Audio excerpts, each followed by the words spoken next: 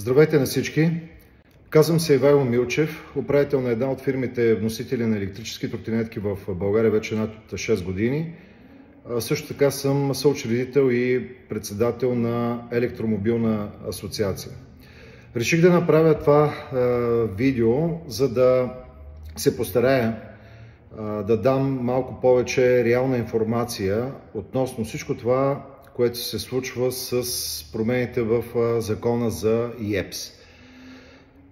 От последните седмици и днес виждам, че в Facebook групите тече доста сериозна дискусия, от която е видно, че хората са объркани, притеснени, изнервени, ядосани на всичко това, което се случва. И то не малка част благодарение на медиите, които продължават да развиват една, гнусна кампания относно тротинетките ИЕПС. Нещо, което започна края на април, продължи до края на юни и сега в момента продължават съответно да наливат масло в огъня. Първото нещо, което трябва да знаете е следното, че нищо към момента от това, което различни източници публикуват, не е факт. Имам предвид, не е законосъобразно.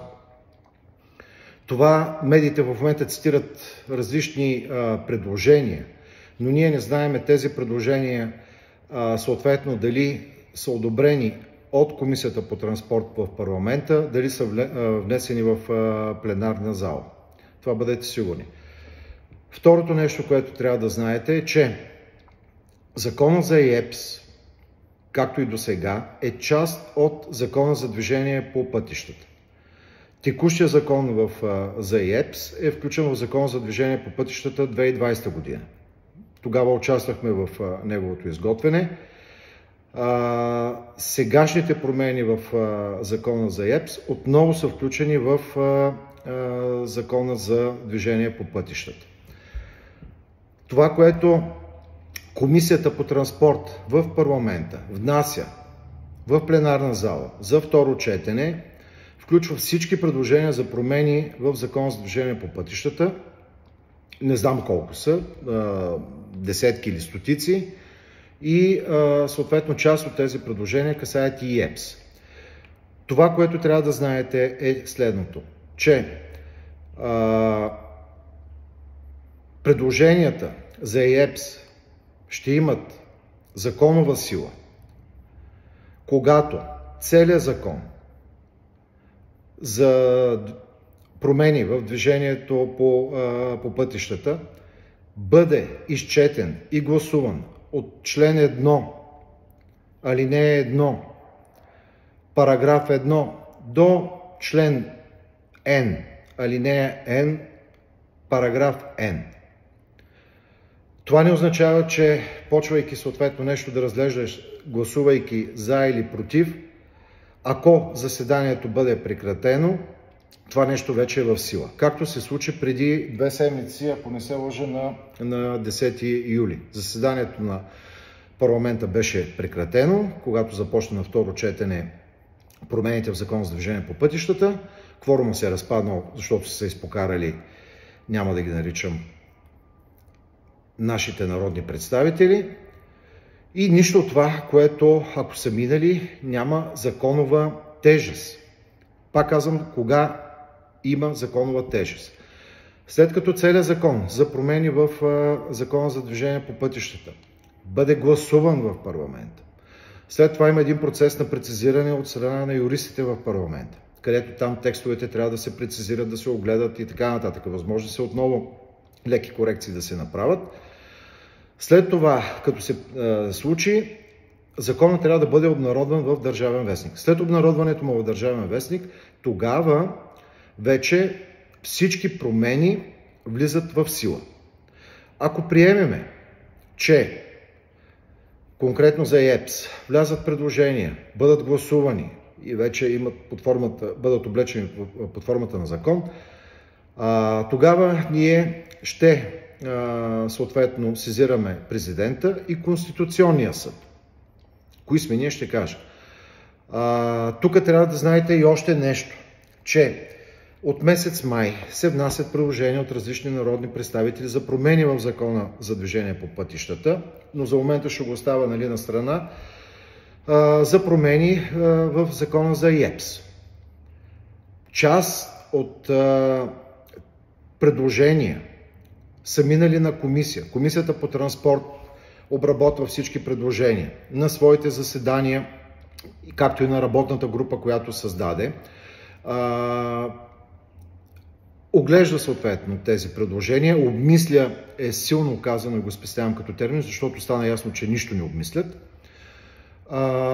И част от предложения вече те са приели, за да бъдат внесени в пленарна зала. Част от предложенията са отпаднали. Както знаете, предложението на народния представител Кирил Добрев, председател на Комисията по транспорт, за тотална забрана на тротинетките не беше гласувано в Комисията по транспорт. След като не е гласувано, такова предложение не влиза и в пленарна зала. Няма право да влезе в пленарна зала. Един народен представител, Летифов от Ново начало, нагло се опита съответно да го на 10-ти да го вкара в пленарна зала при второ четене. Разбира се, това отпадна, защото това не е законосъобразно. Това е процеса. Това, което искам да ви кажа, просто да не се ръководите от това, което пишат медиите. Трябва вече човек съответно да се радва или да се притеснява, когато вече имаме финално приет закон и той бъде обнародван в Държавен вестник. Второ, както казах, 2020 година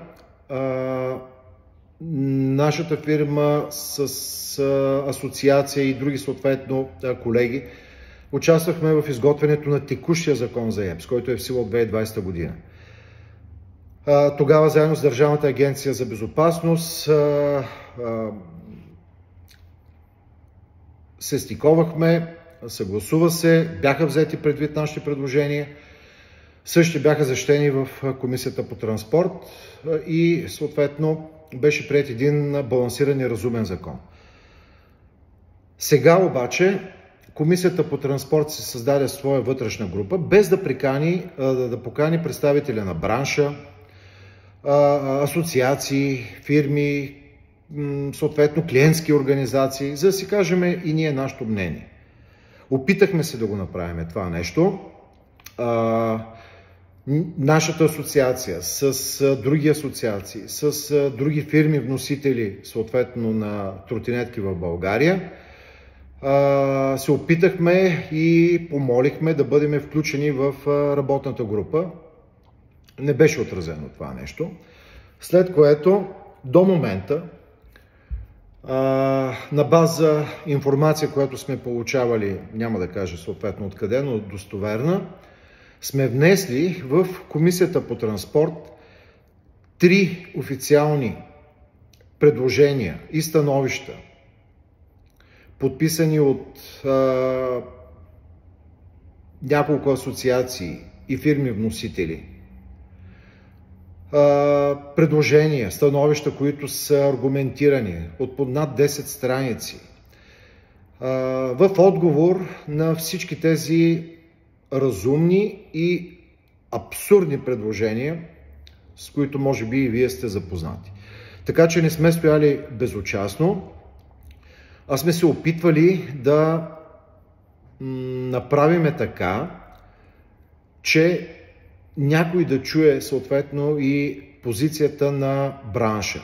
Под бранш имам предвид и фирми вносители и съответно ползватели. Защото ползвателите са голяма част съответно от целия този бранш. Може да има 5-10 фирми, които внасят съответно тротинетки, но ползвателите са десетки хиляди.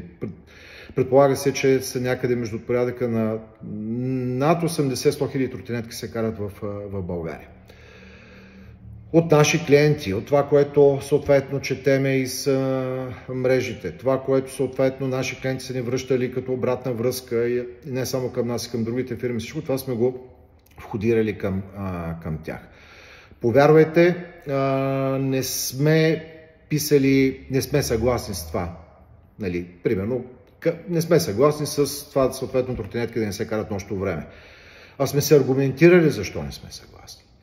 Пак казвам, над 10 страници сме давали аргументи, с факти, с това безумието, нали, въобще фокуса върху тротинетките, при условие, че от сайта на МВР вие сами може да видите официална статистика, че инциденти, тежки, леки, смъртни случаи, каквото и да било, с тротинетки са по-малко, отколкото с останалите превозни средства. Дори по-малко, отколкото с велосипеди. Всичко това тръгна от една гнусна медийна кампания, която се създаде, която нагнети негативно напрежение в обществото, създаде една цялостна негативна картина на това, че 5 или 10 или 20 човека са се блъснали или е станало някой път ПТП. Едва ли не, видите ли, че от всички 100 000 човека са камикадзета. Както пък друг депутат беше казал, че сме камикадзета или бомба с закъснител. Пълен абсурд. Никой не отрича, че има проблеми, никой не отрича, че се случват инциденти, никой не отрича, че трябва да има някакви промени. Това спор няма. Не случайно ние сме подкрепили разумните предложения. Но ти да се фокусираш върху едни тротинетки и да даваш мега безумни съответно решения и да ги забраняваш да ги караш нощно време, при условие, че примерно един велосипед мога го кара, но тротинетката свети като ЛХ. Това, че большинството от хората са с книжки, карат мотори, автомобили и така нататък, и ти искаш да ги качиш на детски тротинетки с по 250-500 вата и да карат с 20 км или 25 км в час, да им искаш гражданска отговорност и примерно книжка, както имаше такива предложения, които отпаднаха, и същевременно да ги качваш на детски тротинетки, това е абсурд. Дали сме всякакви варианти. Нали? Ако ще слагаш съответно някакъв тип ограничения, то дай възможност на хората, които примерно имат книжки съответно и карат автомобили и мотори, да могат да карам тротинетка, която е съответно и по-мощна. А не, независимо дали имам книжка съответно или не, аз да карам детска тротинетка. Нали? Пълен абсурд. При условие, че тротинетката свети като ЛХ, аз не мога да я карам нощно време, но велосипед, примерно, мога да карам нощно време, защото, примерно, 2-3 са паднали. Без да е ясно обаче защо са паднали. Дали заради перфектната ни инфраструктура, дали защото са били пияни, дали защото някой ги е засекал, но ние слагаме хикс на всичко. Тоест, във всички становища, които до момента сме изпращали, сме поставили необходимите аргументи, давали сме необходимите варианти, но някой съответно не се е съобразил или не иска да се съобрази. Най-вероятно защото лобира за нещо, най-вероятно защото не иска да мисли, най-вероятно защото не му пука. Нали? Независимо от това, нали, в крайна сметка това е негатив. И ние не можем да се затваряме съответно очите. Всички тези предложения са стигнали не само до Комисията по транспорт, а са стигнали до всички парламентарни групи. Включително и последна, 4-та официална позиция, която ние сме изразили. Така че през целият този период от време, от месец май до сега, ние не сме спали и сме се борили и продължаваме да се бориме, нещата да не се случат, да не се стигне накратко казано до един безумен закон. Неефективен, неработещ. Да не говорим, че повечето от нещата са и дискриминационни, прекалено рестриктивни и дискриминационни. Защото дискриминираш един ползвател от друг.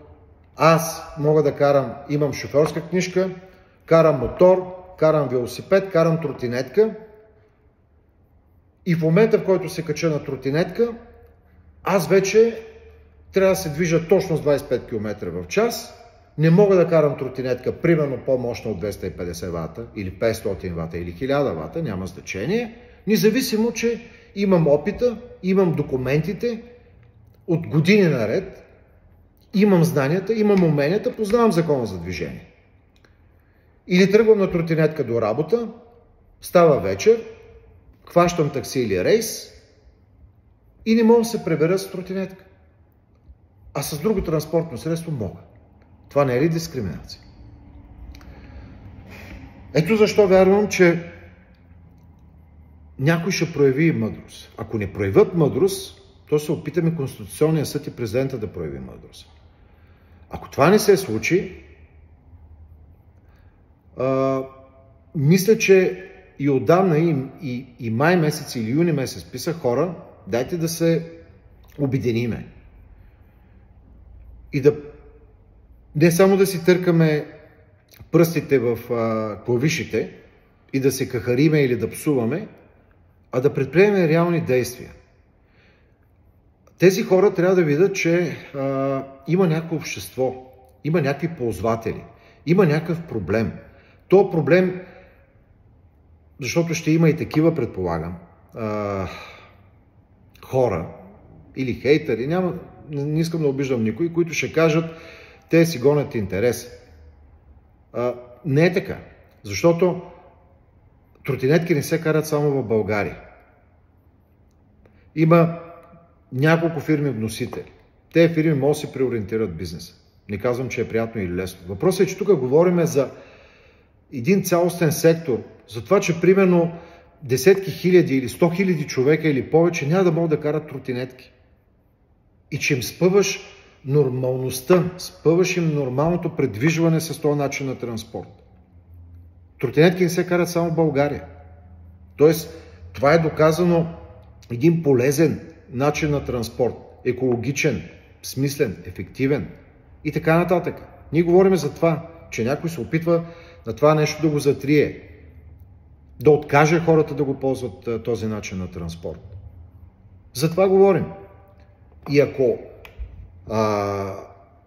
ние сме възмутени, ако ние не сме съгласни, ние това нещо трябва да го изявиме не само в социалните мрежи, ние трябва да го изявиме и вън. Затова,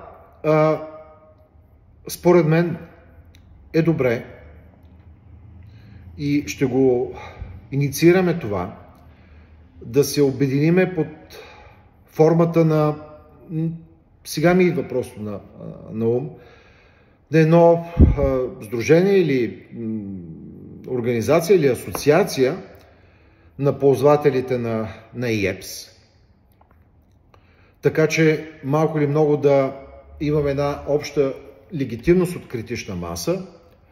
И второ, да помислиме дали тази седмица или следващата седмица на локално ниво, в градовете, дори да го направим в големите градове на България, София, Бургас, Пловдив, Стара Загора, Варна, Русе и така нататък, Плевен, както и да е, да се обединиме и да си очертаем една дата, съответно и час, в който да излезем на протест с тротинетките. Да им покажем, че така не става.